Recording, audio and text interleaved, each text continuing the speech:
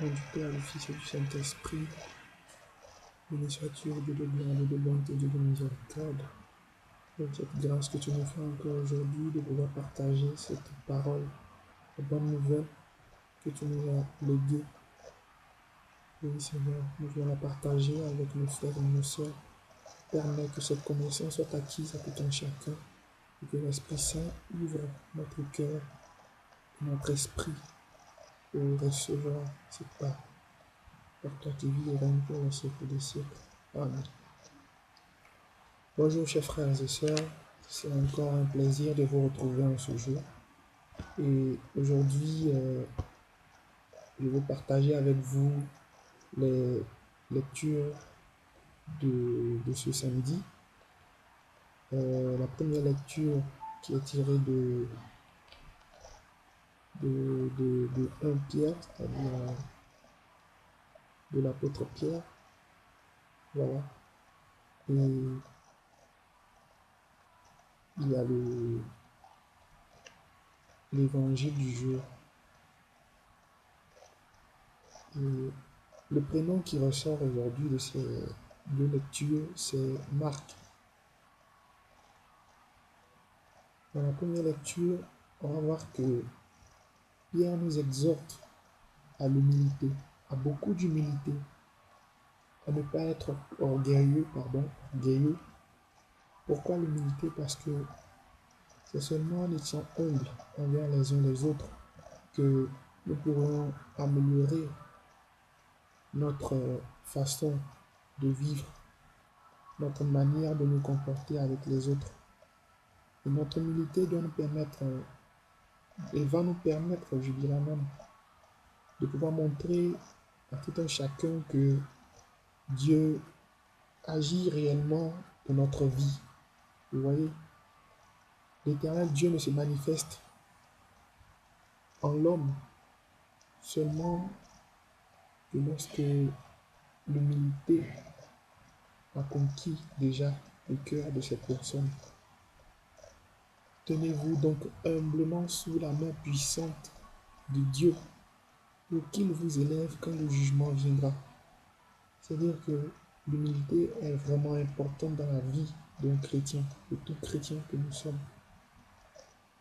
Nous avons le droit, frères et sœurs, de souffrir.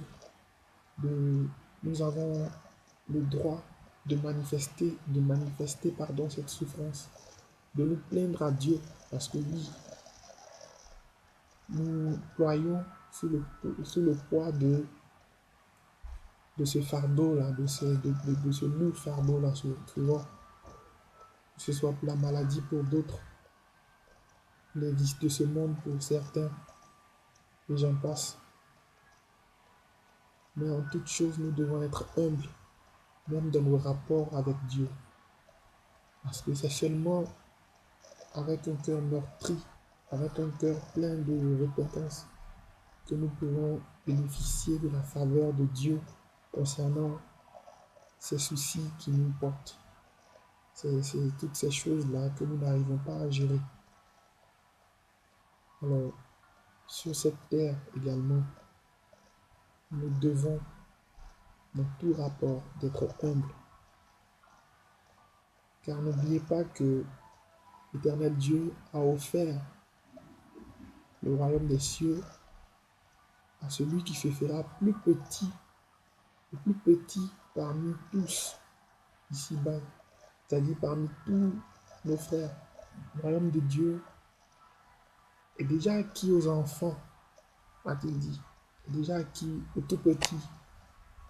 Parce que si seulement nous faisions comme eux, nous allons bénéficier de ce royaume des cieux. Oui, nous aurons la faveur de pouvoir y entrer. Parce qu'effectivement, celui qui se fait plus petit que l'autre, Dieu jette toujours un regard miséricordieux sur cette personne, frères et sœurs. Alors, il a écrit, Pierre, que Si nous devons manifester cet amour-là envers nos frères et nos sœurs, c'est aussi par l'humilité. Et l'évangile en Marc vient nous rappeler une chose, c'est que nous sommes également témoins du Christ. Frères et sœurs, nous sommes appelés à témoigner de ce Jésus-là aux quatre coins de ce monde, toutes les extrémités de la terre. Pourquoi? Parce que il ne servira à rien tout ce que l'Éternel a fait. Si nous n'arrivons pas à médiatiser cela, si nous n'arrivons pas à faire, comme je le disais une fois, le buzz du nom de Jésus-Christ, de ses grâces, de ce qu'il a réalisé, de ce qu'il nous a permis même à nous d'avoir, dit, nous avons la vie éternelle. Nous sommes tous appelés au salut éternel parce que Jésus a déjà payé ce prix fort. Alors oui, nous nous devons, chers frères et sœurs, de proclamer sa gloire à tout le monde entier. Et nous nous devons également de relater les faits qui se sont passés, la vérité, oui. N'oubliez pas qu'il est le chemin, la vie, la vérité et la vie. Et nous devons, chers frères et sœurs, de publier cette vérité-là. Qu'est-ce qui s'est réellement passé en ce temps-là? Jésus a accompli des choses. Alors nous aussi, quand nous verrons ces signes-là, qu'est-ce que nous devrons faire? Nous aussi, nous sommes appelés à manifester cette grâce, cette autorité de Dieu, chasser les démons, à guérir les malades, à imposer les mains, à faire en sorte que même la personne alpha puisse savoir que Jésus-Christ